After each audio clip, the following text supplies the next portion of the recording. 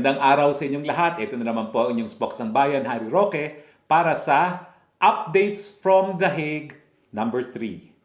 Nag-issue po ng kaunahon ng order ang Pre-Trial Chamber number 1 dito sa kaso ni Presidente Rodrigo Roa Duterte.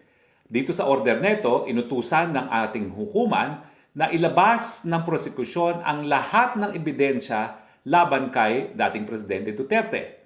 Sulat na ebidensya, documentary. Pangalawa, yung mga tetestigong mga ebidensya o testimonial evidence. Number 3, physical evidence, no? Kung ano man ang physical evidence na merong hawak ang prosecution, kasama na ang mga videos at mga tapes, no? Now, ang nakapagtataka, bakit inaresto muna ang dating Pangulong Duterte na hindi sinasabi kung ano yung ebidensya laban sa kanya? Bakit ngayong nakakulong siya, dito pa lang sasabihin ko anong ebidensya? Sanay tayo sa sistema sa Pilipinas na bago maisampa ang kaso sa korte, dadaan sa piskalya. At sa piskalya, nagsasampa ng complete affidavit at nandun ang lahat ng ebidensya. Pagdating sa hukuman sa Pilipinas, ang laman ng file ng piskal ay yung mga ebidensya na nakalap sa piskalya. In fact, stricto na ngayon ang ating hukuman. Sang-ayon dun sa summary rules na inadopt ngayon ng Korte Suprema, pag hindi mo sinama sa piskalya at sa simula ng kaso ang ebidensya, hindi na po pwedeng maipasok. Pero ang pagkakaiba, bago makulong ang isang tao sa Pilipinas, dumaan na sa proseso ng preliminary investigation. Bakit may preliminary investigation?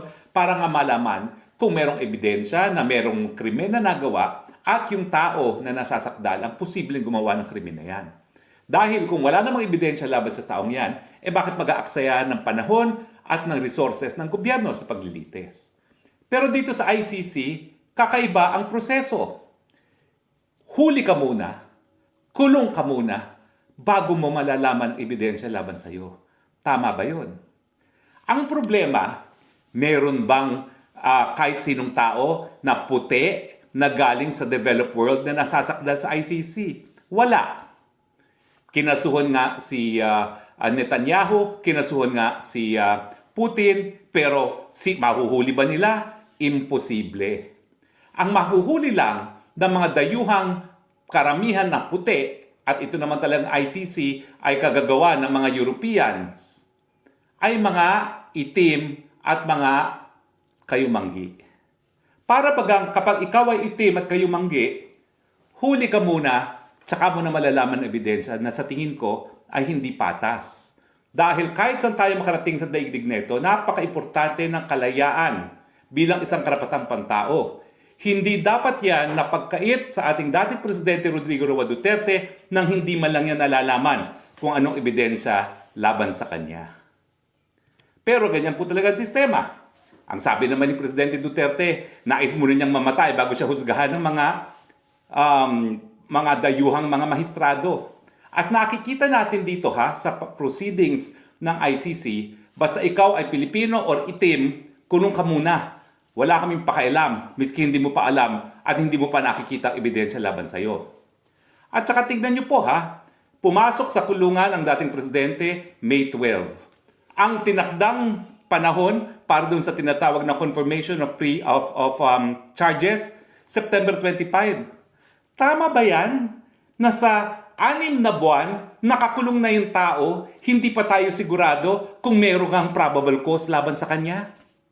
Kaya merong confirmation of charges, ang kasaysayan po niyan, para makumbinse yung mga bansang gaya ng Amerika na sumali sa ICC. Kasi sabi ng mga Amerikano, napakamakapangyarihan yung prosecutor na yan. Pwede niyang kasuhan ng isang nakaupong presidente, and yet, wala siyang accountability kasi sa Amerika, ang kanilang mga prosecutors, mga chief prosecutors, ay halal ng taong bayan.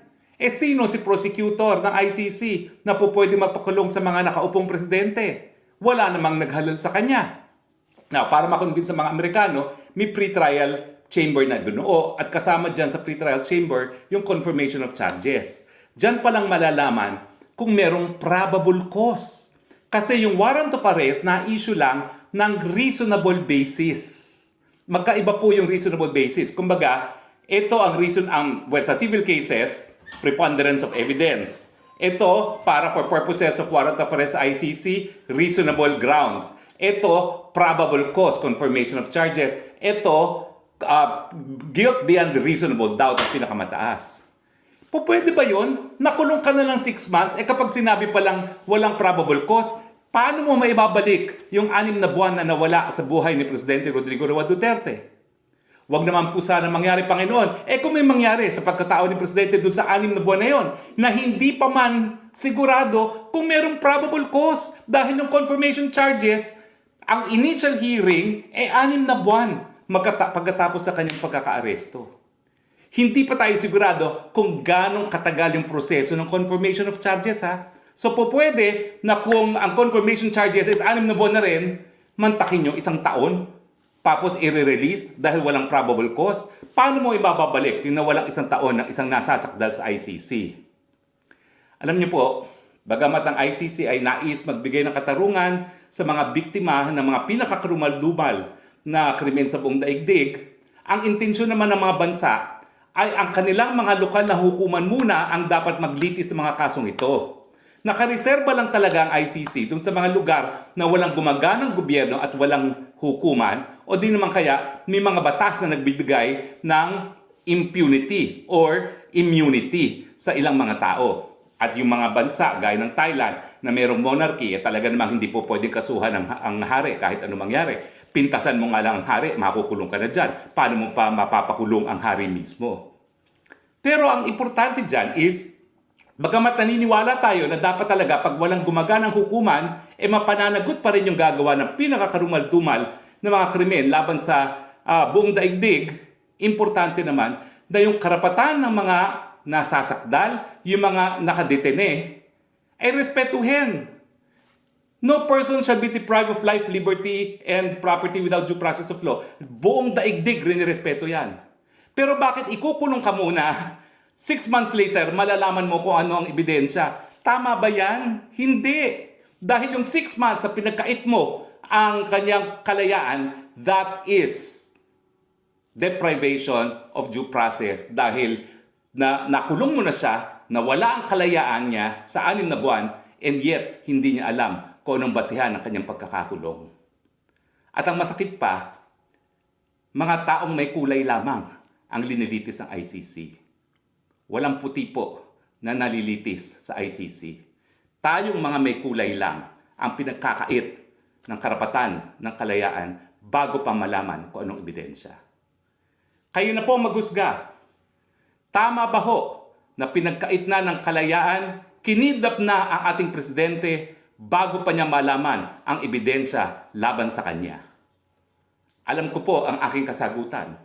Hindi po yan makatarungan. Kayo po ang maghusga. Ito po ang inyong Spokesang Bayan, live from the Netherlands, sa isa na namang kabanata ng Updates from The Hague.